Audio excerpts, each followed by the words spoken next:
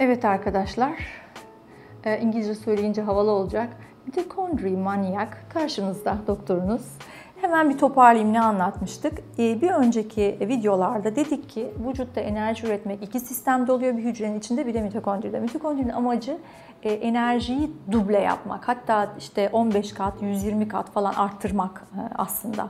Ve bu evrimsel bir süreçte daha komplike canlılara daha çok enerji gerektiği için küçücük 3-5 uyduruk bakterinin bir araya gelerek yani sanki planlamışlar gibi 2 milyon yılda olmuş bir hikaye. Şimdi gene biz elma ve kurabiye hikayesinden dönelim bakalım, bu enerji işi niye bu kadar mitokondride mühim. Şimdi farkları söylemiştim. Sitoplazmadaki enerji miktarı azdı, mitokondrideki çoktu. Mitokondrideki çok olmasının hikayesi çünkü gene en temel olarak orası böyle. Oksijen. Şöyle bir yağmur damlası gibi oksijen damlası yapalım. Şöyle bir bulut yapalım falan. Yani bunların hepsi, oksijen lafının geçeceği her şey sadece ve sadece mitokondride işe yarıyordu o yüzden. Ben ağzımı açıp diyorsam şu oksijenin alınma sebebi mitokondride enerji üretmek için yiyecekle beraber bu oksijenle aynen mumu alevde yakmak için oksijene ihtiyaç olduğu gibi, tıpkı şömineyi yakmak için oksijene ihtiyaç olduğu gibi yanma için kullanılması. Yani nefes almamın bir tane sebebi var. Mitokondriye gitsin, orada ATP, yüksek enerji, pilin yüksek şarjı olsun diye yiyeceklerle beraber yansın. Niye oksijen sadece mitokondride önemli? Hemen küçümsemediğimiz, çok sevdiğimiz ama daha sonra ilgi göstereceğimiz hücrenin diğer kısmına bakalım. Oksijen ta buralardan buraya geliyor ama burada bir işi yok onun yani. Çünkü buradaki ATP işinde, yani sitoplazmadaki o baştaki az enerji üreten iş anaerobik. Anaerobik lafını biliyoruz değil mi? Apselere falan da öyle deniyor. Oksijensiz. Buradaki enerji üretimi oksijensiz. Oksijene ihtiyaç yok. Ne yersem yiyeyim, yağ hariç, karbonhidrata dönüşebilenler, yani daha sonra glikoza dönüşebilenler, glikoz. Bunun adı işte glikoliz. Öyle bir laflar var, bir sürü hikaye. Glikoliz hikayesinin olduğu yerde ilk aşamalarda, mitokondri dışındaki ilk aşamalarda oksijene ihtiyaç yok. Ben burnumu sıktığım anda, nefes almadığımda da içimde glikoliz olabiliyor. Tamam mı? Oksijen burundan girdikten sonra, akciğere gittikten sonra çok büyük marifet, nefes alıyoruz, hayattayız, oksijen olmazsa öleceğiz falan. Onun altında yatan şey zaten o oksijenin mitokondriye gidemeyip ATP üretememesi ve onun yetmemesi. Demek ki oksijenin amacı aslında yiyeceklerle beraber enerji üretmek için o yiyecekleri yakmak. Yemediğimde de nefes alarak yaşayabiliyorum. 1 dakikadan fazla nefessiz kalamıyorum değil mi? O oksijen vücudumdaki yağı da yakabilir. Hiçbir şey yemesem en son kaslarımı da yakabilir. Ne bulursa enerjiye dönüşmek üzere yakabilir ama oksijen olmadan olmuyor. Dolayısıyla oksijenin varlığı aslında mitokondriyi beslemek için. Şimdi bizim hücrenin içerisinde az enerji üretip bazı maddeleri, mesela sadece glikozu yakabilip ama mitokondride hem yağları yakabiliyoruz hem glikozdan 2 yerine 36 enerji üretiyoruz falan. Bunu sağlayan şey işte oksijen. Oksijen varlığında bu kadar yanma oluyor. Şöyle gibi düşünün. Mesela sanki hücrenin içinde böyle hani sürtünmenin ısınması da alev çıkmaması gibi düşünün. Ama oksijen olduğu için mitokondride alevli, harlı yanma gibi düşünün. Yani yakma aslında yani. Biz de yiyeceklerin içindeki karbonların bağlarını yakarak enerji üretiyoruz. Yani ağacın kurusunu nasıl şöminede yakıyorsak ve oradan bir alev ve ısı çıkıyorsa hem vücudumuzun ısısını buradan sağlıyoruz. Buradaki enerji aynı zamanda ısı da çıkarıyor burası. Hem de hareket enerjimizi buradan sağlıyoruz. Dolayısıyla bildiğimiz yanma işlemi oluyor bunun içerisinde. Şimdi oksijen en önemli şey. Oksijen devreden çıktığı anda mitokondriyal çalışma diye bir şey olmuyor. Artık orada enerji üretilemiyor. Diyelim ki nefes, oksijen, her şey tamam. Şimdi nasıl oluyor da burada 2 tanecik olan kurabiye veya elma, hop burada 36'ya. Burada 0 olan cevizin yağı ya da zeytinyağı ya da tereyağı ya da Hindistan cevizi yağı neyse, yağcıklar burada 129 gibi kocaman enerjiye dönüşüyor. Şimdi burada sitoplazma dediğimiz kısımda diyelim ki hani glikozdan bahsediyoruz. Glikozcuğumuz adı piruvat olan bir başka maddeye dönüşüyor. Piruvatçık da bıdı bıdı mitokondriye gidiyor. Şimdi mitokondrilerin de etrafında 2 tane zar var. Her şey 2 tane zarlı. Emniyet var orada. Fakat bu 2 tane zar olmakla beraber aynı bağırsaktaki gibi bu içteki zarda piller var. Çünkü yüzeyi genişletmek istiyor. Daha çok temas yüzeyi istiyor. Bunlar da pilli ve şurada işlemcikler oluyor sürekli olarak. Daha büyüsün diye. Şimdi kafayı bozup 40 milyar hücrenin içerisinde binlerce mitokondrinin, onun içerisindeki de pilili hikayeyi açıp yüzeyi, enerji birimini falan hesaplarsanız tam olarak bunu birisi bununla bozmuş ve hesaplamış. Şunu söyleyeceğim.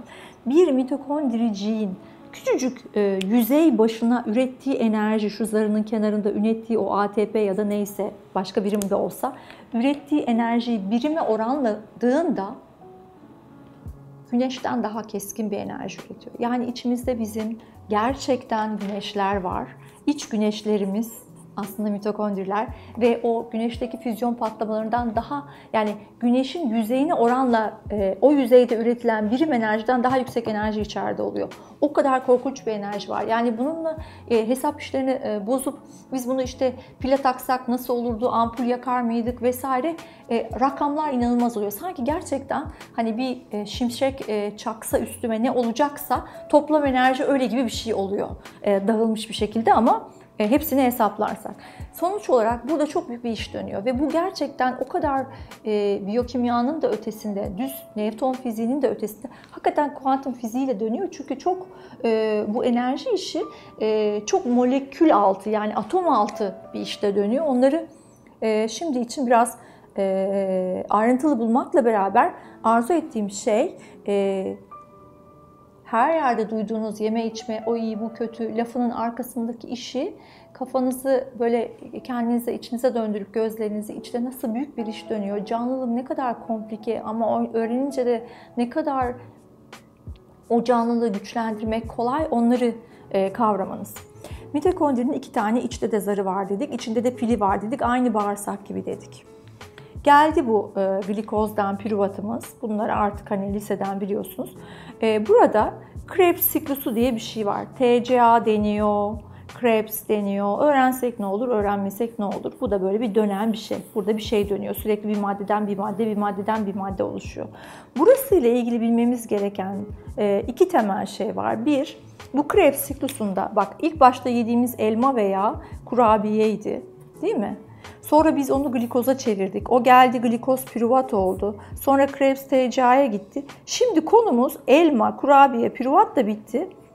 NADH ve NADH2. H2. Ne olacak yani? 2 tane laf. İşte ama konu bu. Bizim elma diye yediğimiz şey, kurabiye diye yediğimiz şey, kokoreç diye yediğimiz şey, kefir diye içtiğimiz şey, şarap, marap ne varsa hepsinin önünde sonunda olacağı şey NADH ve NADH2. En son buna geldiler, tamam mı? Bütün her şey yok oldu ve bu hale geldiler. İşte buradan sonra enerjiye dönüşecekler. Yani mitokondrinin kabul ettiği şey bu. Bir de yağlardan gelen var, onu sonra anlatırım. Bunların içerisinde saklı aslında enerji ve asıl enerjinin saklandığı şey de şu H harfinin içinde saklı, tamam mı? Bütün bu elma da burada, kurabiye de burada, tamam mı? İşte kurabiye ters oldu, kurabiye de burada, elma da burada, neyse. Sonuç olarak enerji en son bu 2 maddeye indirgendi. Ağır biyokimyaya gerek yok. Ya biz yiyormuşuz, 2 tane temel madde oluyormuş, en son içeriye onlar giriyormuş. Bunlar içeriye girebiliyorlar zaten, o elma falan girmemiş oluyor. Bunlar girdikten sonra bu Krebs siklusu, dönen şey, TCA vesaire, asıl hikaye şu oynaşan şeyler var ya, pilli. İşte bunların üstündeki güneş pilleri diyeyim ben size. Bu güneş ATP'nin olduğu asıl yer, adı ETZ. Elektron transport zinciri. Tamam mı? İşte can orada geliyor. Tam olarak prizin fişe girdiği, elektriğin patladığı filan yer orası. Şimdi elektron transport zinciri sonsuz sayıda mitokondrinin üstünde var. 1, 2, 3, 4, 5 tane kompleksten oluşuyor. Önemli değil. Bizim bilmemiz gereken adı ETZ. 1, 2 mitokondrinin zarında. 3, en yüksek enerjiyi sağlayan şey bu. 4, bütün yiyecekler NADH ve H2 vesaire, işte NADH, H2 ile buraya gidiyor. Tamam mı? Bunların hepsi en sonunda ATP oluyor. İşte bir yiyecek ne olursa olsun dön dolaş gider, bu zincire gelir. Bu zincirde bunlar olur yani işlemler olur. En sonunda ATP olarak artı ne oluyor? Su ve karbondioksit değil mi? Neden karbondioksit? Çünkü şurada oksijen devreye giriyor. Oksijenin devreye girdiği yer bu. Ağzımızı çiziyorum. Burnumuzdan aldığımız nefes, ağzımızdan aldığımız yiyecekle burnumuzdan aldığımız nefes,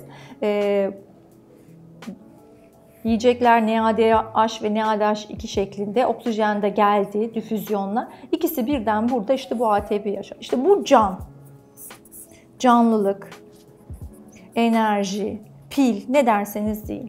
Sonuç olarak deyip sonra tekrar konuyu uzatarak yeni sonuçlar oluşturarak gidiyorum.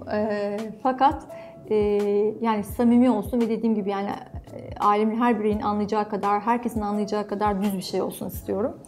Sadece öğrencilere ya da akademisyenlere olmasın.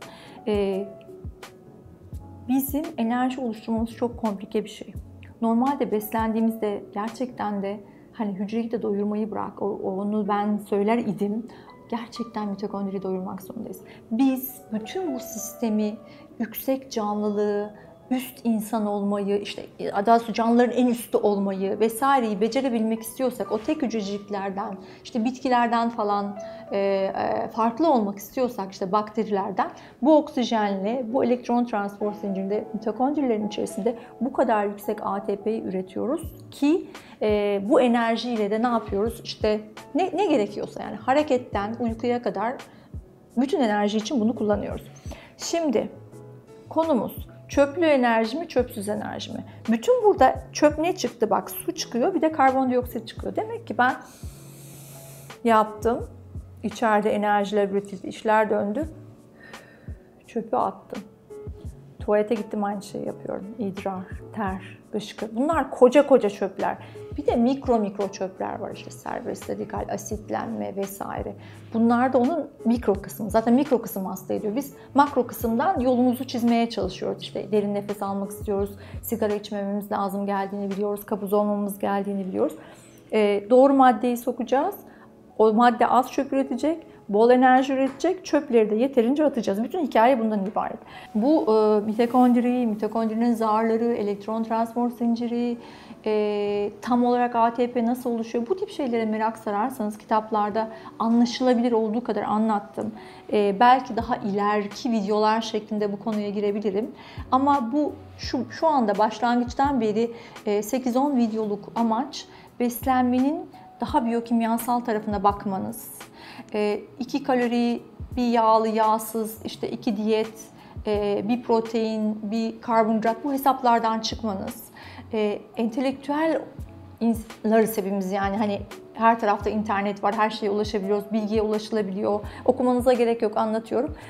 Bilgi, bakış açımızı, yani o şeyi daha yukarıdan bakıp bu iş anlarsam anlaması kolay ve yönetmesi de kolay mantığına gelmeniz. Buraya kadar anlattığım hikayeyi beğenmemiş olabilirsiniz, ilgilenmemiş olabilirsiniz ama evde işte çocuğun karnı ağrıyorsa, alerjisi varsa, polikistik over olan büyük kızınız varsa, anneniz romatizmadan bahsediyorsa, eşinizin libidosu düşükse, onun göbeği varsa, yani sadece kilo da değil, bütün hastalıklar ya da bir yakınınızın kanser olduğunu falan duyduysanız, bütün bu hikayenin temelinde İlaçlar, doktorlar, onlar ayrı bunlar yani. Sizin manipüle edebileceğiniz, yani elinizdeki güç bende ne? Ağzınıza ne koydunuz, değil mi? Konumuz güç bende kısmını sizde tutabilmek için bunları anlatmak. Yoksa bunları bütün doktorlar biliyor ve ne yapacaklarını da zaten biliyorlar. Ama siz oraya gitmeden önce ikna olun ki davranışlarınızı değiştirin. Yani beslenmeye o açıdan bakın diye bütün bu videolar dönüyor. Sonuç olarak bu videoların temelde anlamı, biz mitokondrilerimizi besleyeceğiz. Mitokondrilerimizi beslemenin temel yöntemini, mesela oksijeni çok vurguladık. İyi nefes alacağız, sigara içmeyeceğiz, apnemiz olmayacak, nefesimiz tutulmayacak, nefes çalışmaları yapacağız. Egzersizle vücutta dolaşan oksijeni arttırmaya çalışacağız, değil mi? 2. Seçeceğimiz yiyeceğin az çöp üretmesini isteyeceğiz. aynen bağırsağını ne mutsuz ediyorsa, aynen bağırsağın iyi bakterileri ne yaşatmayıp kötülerini çıkarıyorsa, ne gaz yapıyorsa, ne kilo yapıyorsa aynı kafa orada da devam ediyor. O onun küçük sistemi. Demek ki bütün iyi dediklerimiz burada yüksek ve çöpsüz enerji çıkaracak olan şeyler ve kötüler nasıl olduğunu da anlatacağım. Yani niye o kadar az yediğiniz halde kilo aldığınızı da daha sonraki videolarda anlatacağım. Yani orada vücut nasıl kendini korumak için o enerjiye hayır diyor o mitokondriler ve size onu kilo yapıp aslında iyi bir şey yapıyor. Çünkü onu kullansa çok egzoz üretecek, enerji üretirken egzozdan hasta olacaksınız. Yani kilo almak neredeyse sevinilecek bir şey. Çünkü olayın daha başının rengini veriyor. Onun için o bütün iyi beslenme önerilerinin temelinde yatan şey bunlar. Kilodan, şekilden, şemalden bağımsız olarak kişilik dahi beslenmeyle alakalı. Çünkü aynı sistemi, bu anlattığım sistemi al beyne koy. Beyindeki hücreleri iyi çalıştırdığında daha düzgün karar alan, daha iyi hormonlar üreten, daha iyi uyku uyuyan, ne bileyim sevgisinin ayrılığında daha az üzülebilen, daha böyle çökmeyen. Yani nereye bağlarsanız bu sistemi çok pragmatik olabiliyor. Tabii sadece kimya üstünden bakıyor olmak ama bizim elimizdeki güç bu. Yani çevirin başka bir videodan da meditasyon nasıl yapılır onu öğrenin. İşte nefes nasıl yapılır onu öğrenin. Smoothie nasıl yapılır başkasının videosuna bakıp onu öğrenin. Benim işim biyokimya ve kendi kimyasal canlı makinamıza o gözle bakmak istiyorum. Yani nasıl tamir oluruz, nasıl tamirimiz bozulmaz vesaire işinde doktorlara düşen iş başka, size düşen iş başka. Size düşen iş ne yedip ne yemediğiniz. Onun için bu videoların ardından okumamış olanlar kitapları okuyabilir. Dediğim gibi anlaması çok kolay. Sorularla da devam edeceğiz. Bir sürü şey konuşabiliriz. Bunları daha da ayrıntılandırabiliriz. Daha sonrasında o şekilde devam edelim. Daha komplike veya sorular üstünden devam edelim. Ben de bilemedim.